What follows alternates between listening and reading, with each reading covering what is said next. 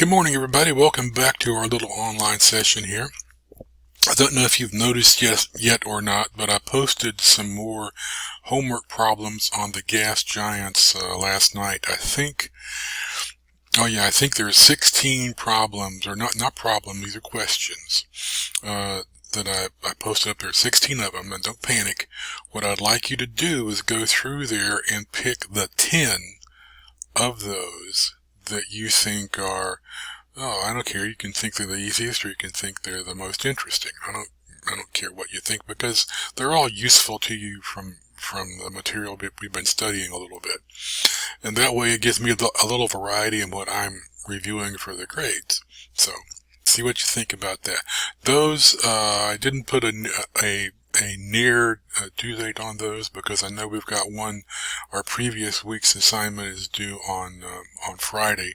So do the previous week's first and then do this other one coming up, and I think that's due on the 10th of April. And you've got nothing else to do because they keep making us stay inside. I'll also have, later on this week, I'll have another lab up there for you to work on. And I know I promised some of you some guidance on a couple of the labs. I'm going to work on that today. I apologize about that. Because I was late in getting my feedback to you, the due date on that has been extended. I think you should be able to see that. If you're concerned about that, let me know. I've got no reason to mess with you all about this, but it's been too interesting a semester to do that. So I won't be doing that. What I would like to do now is I'm going to switch over and put some slides up there. And I'm going to discuss, we've already kind of seen these slides, but I'm going to discuss a little bit more here about them. And in relation to the questions you'll be seeing in this latest homework assignment. So you'll have some familiarity with them, make sure that I've actually told you some things that are useful. Okay, so here we're looking now at an infrared image, it says, of Uranus. And this was taken from the Hubble Space Telescope, and then magnified a lot.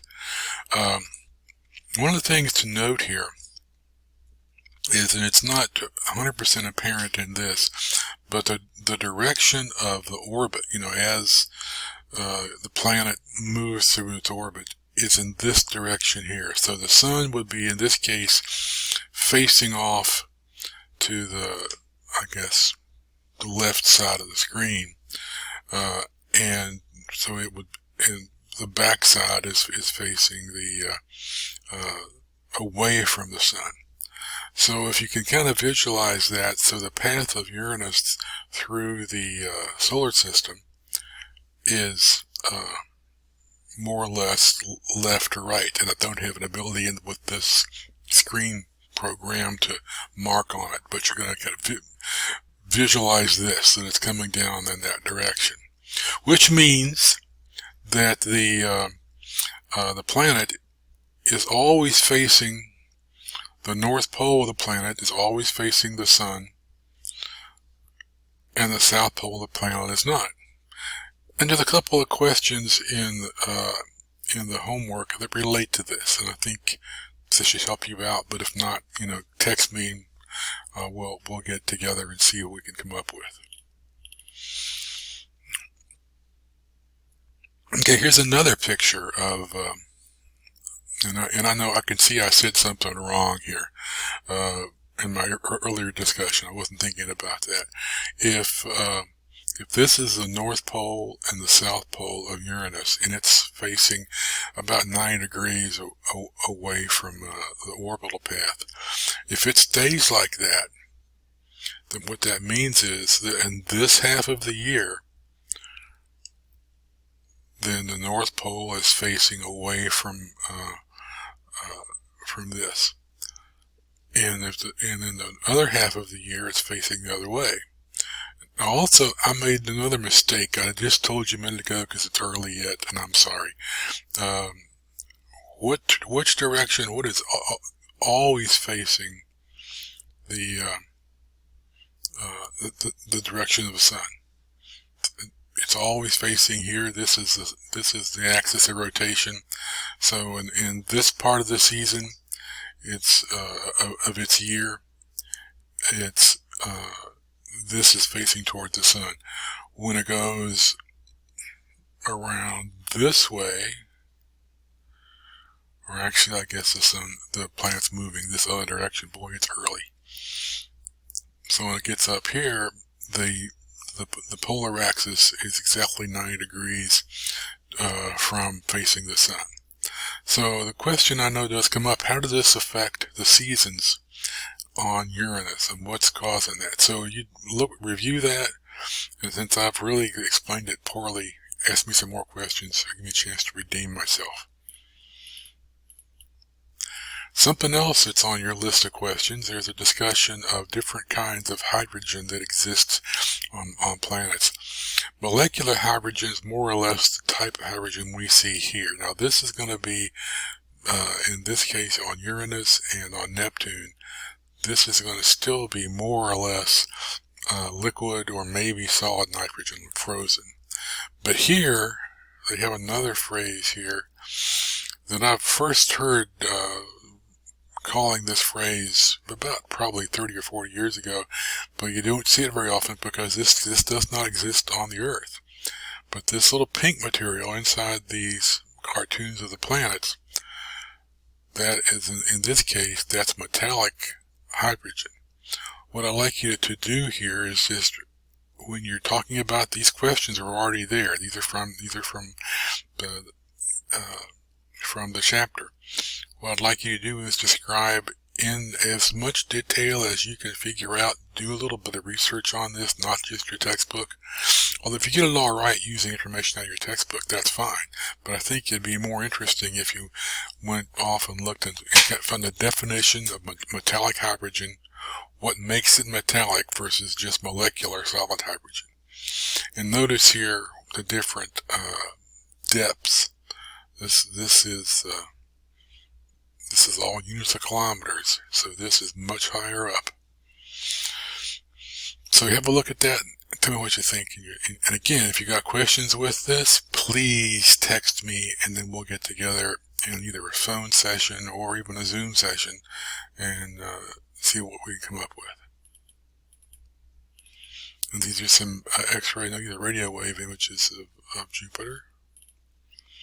This is a famous guy. This is James Van Allen. When I was a kid, he had just led the discovery team that he was the person who was credited with discovering the Van Allen belts, which are radiation belts that are around the Earth.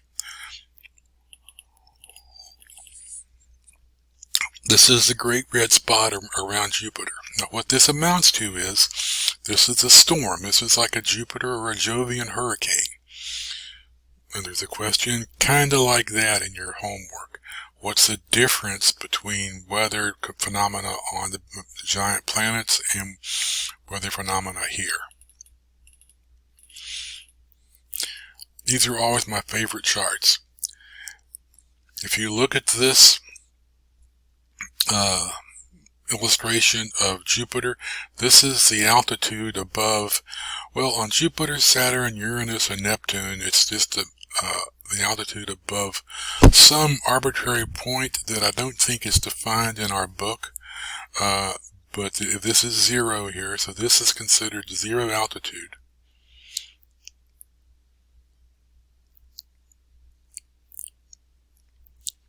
And let me move that again. And what this means, what this is here for, is this is the temperature in the atmosphere at all of these different heights. So if you start looking off here, the reason you could think about this is if you were to deal with how warm is it on Jupiter. Well, it gets to be just about room temperature. 300 degrees is about room temperature. It's 300 degrees Kelvin. So when it gets to be about room temperature here, then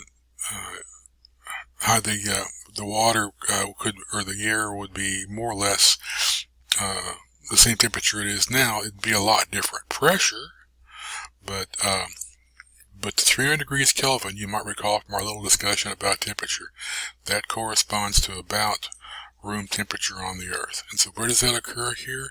At about, 300 kilometers down from what's considered the surface of Saturn.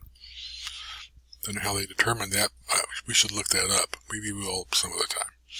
Okay, hydrocarbon ices. Those are this really cold ice. It's like methane and hydrogen sulfide. Both of those could be in near ice form.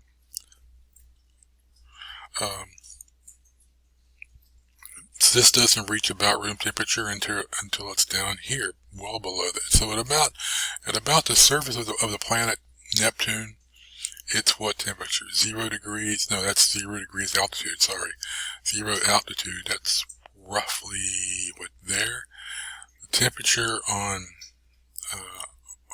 the surface of Neptune there is about maybe 85 degrees or so, something like that, maybe 60 degrees Kelvin.